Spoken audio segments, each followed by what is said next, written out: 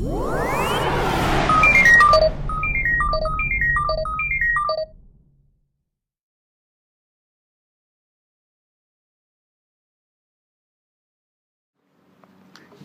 guys, hello, Merry meets everybody. It's MicheleMarieDalene, and yes, I'm on the porch because today the weather right now outside here is 18 degrees Celsius, and it's pretty decent. So I figured instead of basically sitting in the house and basically sweating my ass off, I'm sweating from the good spot here, and it does not me look like I'm being joined with a pole here. I actually wanted to talk to you guys about a few things. But what I wanted to talk to you today about is something about yesterday's tech video. And I wanted to explain to some of you people who may have missed the whole point of the video content. The video is not necessarily about trying to brag, okay, about what kind of cameras I got. That's not the point. I think I would be missing the whole point completely.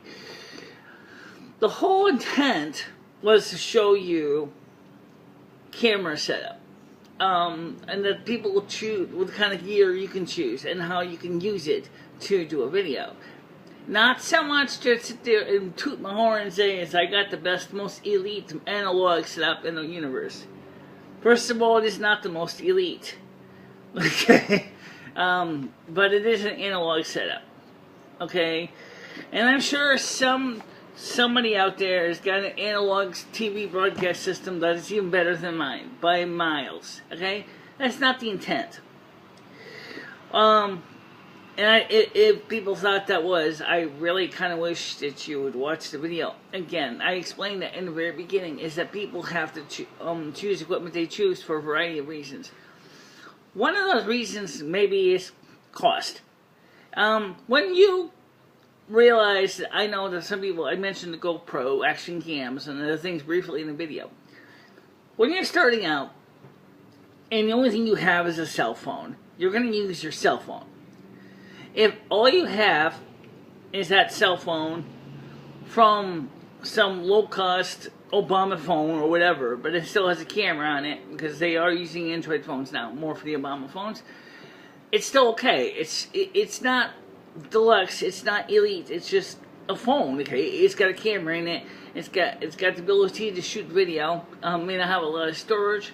Assuming you had the money for an SD card for it, you might be able to put more external storage in it, as, you know, TF flash card. And then, obviously, if you have internet, home internet, Wi-Fi, you can upload the videos from your Obama phone to YouTube. Or you can get the software that lets you plug your Android phone into your computer, such as your PC or Mac, and you can go ahead and transfer the pictures that way, and then later upload them onto YouTube.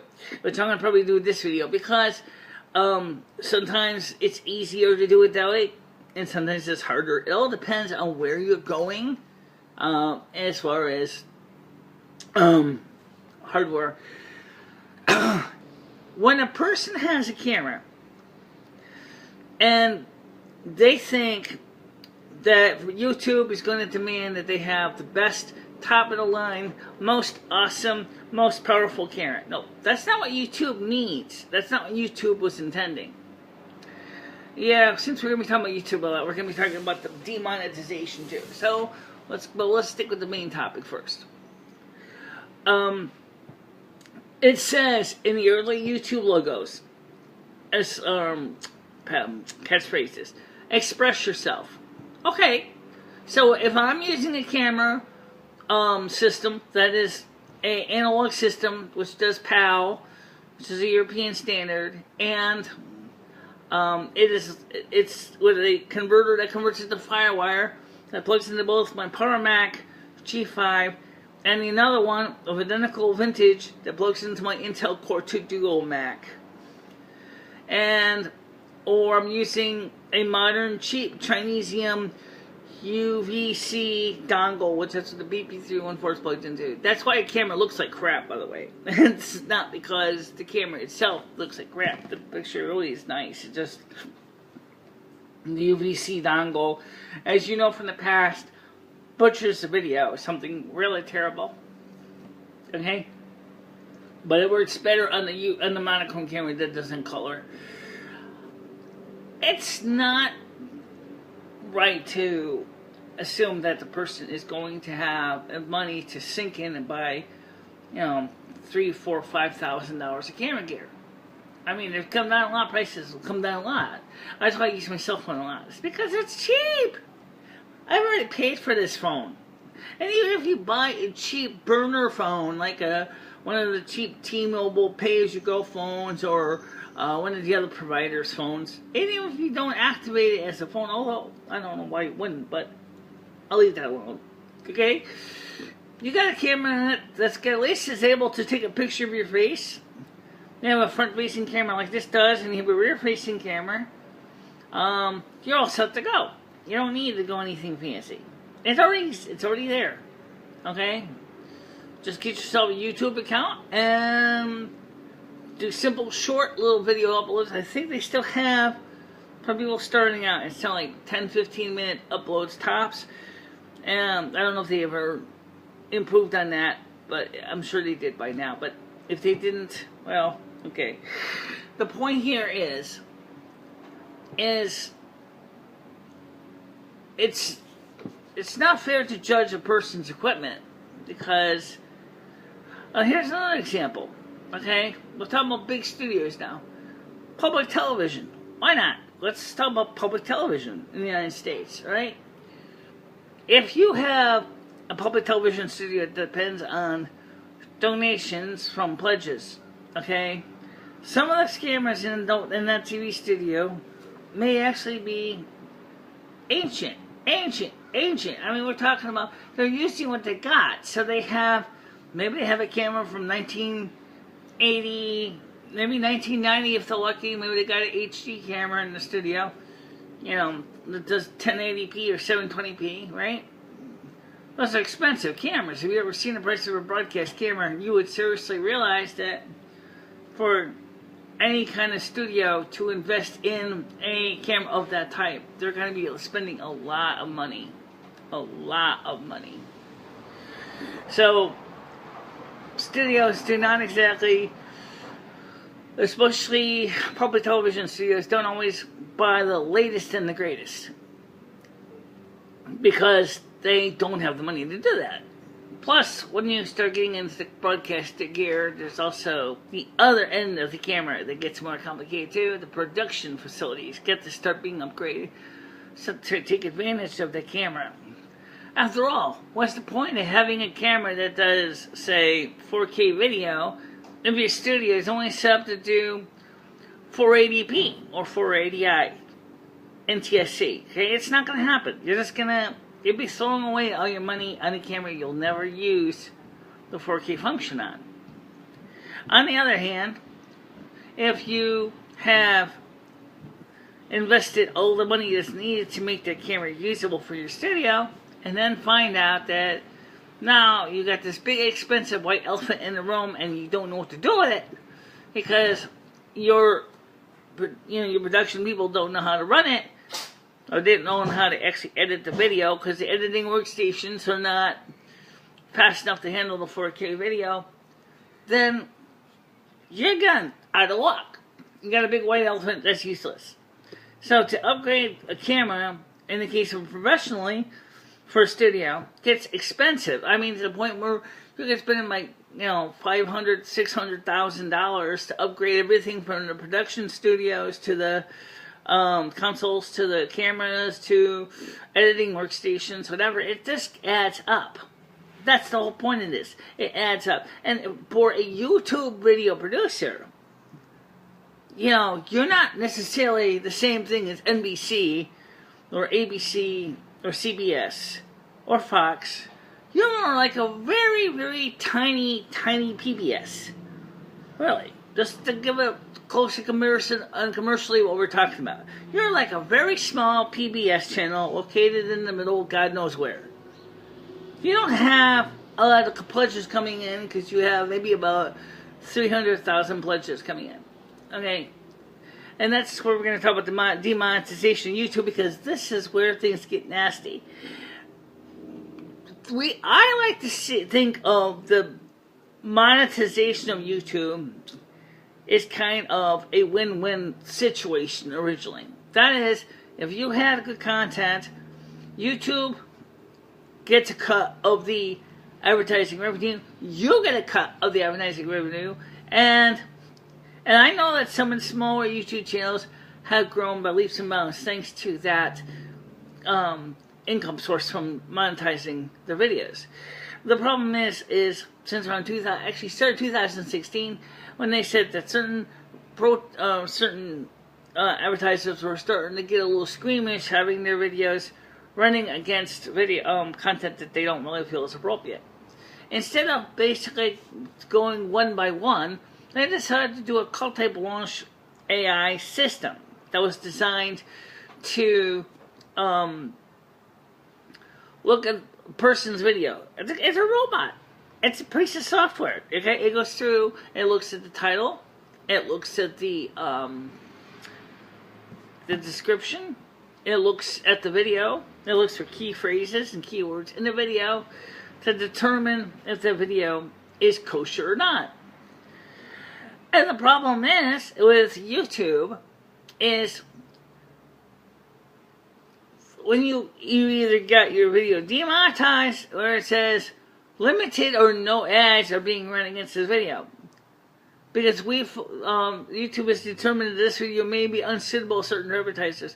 Okay, well here's the problem that I've always been thinking about this too. What would be a fair compromise? One, would you let us choose the advertisers, which will allow us to work with the advertisers that we feel should support our video? My videos are technical videos. Okay, my videos cover weather. My videos cover, so for me, I might want to go get, a Polaris, since my videos in wild winter, I might want to work a deal out with Polaris snowmobile. Or I might want to work out a deal with Snowcat, snow removal gear, or snow blowers and shovels, snow shovels, and of course, to keep warm, I might want to work a deal, say with, AmeriGas for propane, or local heating oil suppliers like Clayby or Skasco, which I know is called, what is it? I feel was it. They changed the name. It's not Skasco anymore. Anyway, the point is that instead of having YouTube, and it is random. Really, it is random. It does work with your AdSense, but it's really kind of random. You can find advertising on everything from feminine hygiene products to Bose speakers preceding your video. But maybe you don't want to. Maybe what about the content producers? That's one reason why some of us would like to be able to kind of get in the middle of this too. We don't find certain advertisers appropriate either. Okay, for example, one time when I started out, I got an advertiser that was promoting a senior living complex in Florida. There was no 30-second ad. This thing was like 3 minutes long. Actually, it was 5 minutes long. I said, "What? Why are you promoting a senior assisted living complex? I don't think that's appropriate. My video is nothing to do with seniors. What? So there should be an option where I could say, this video has been deemed inappropriate by the YouTube content creator. In that case, we're voluntarily saying is, I'm sorry, you may pay us good money, but your video doesn't fit our general context." So it's not just the contenters that are saying the advertising and saying is, well, we don't want to run our video against other content from this channel because it doesn't fit our clientele. And so I think what YouTube needs to do is two things. I think the first one is definitely within their realm, and the second one can be something for the future. Number one, in the AdSense tool, give us examples, not just categories. Categories are great, but they don't really give us examples. Give us examples of companies in each category that we want, that you say or don't want, that would like to possibly run ads with. For example, I don't see a category for weather. I don't see a category for weather products. I don't see a category for snow shovels. I don't see a category for Christmas trees. I don't see a category for Christmas lights. I don't see any of those categories. But let's assume there were. Then how about in those categories, when you get down to the nitty-gritty, you can actually say, okay, like I said, snowmobile, a Polaris snowmobile, say a snow shovel manufacturer, you know, snowplow attachments. That would be more appropriate, right? So I can choose the kind of advertising I want, either by manufacturer or by content. What do you mean by limited ads? First of all, who's choosing the ads you're running against these videos? Okay? And here's another great issue, which I still have not quite figured out yet. I have appealed it. How in the heaven's name did a tech video get demonetized? It's about a camera, people! How can a camera video be demonetized? What did I say in the video that would cause it to put a red flag or a yellow flag on it? Or a yellow triangle?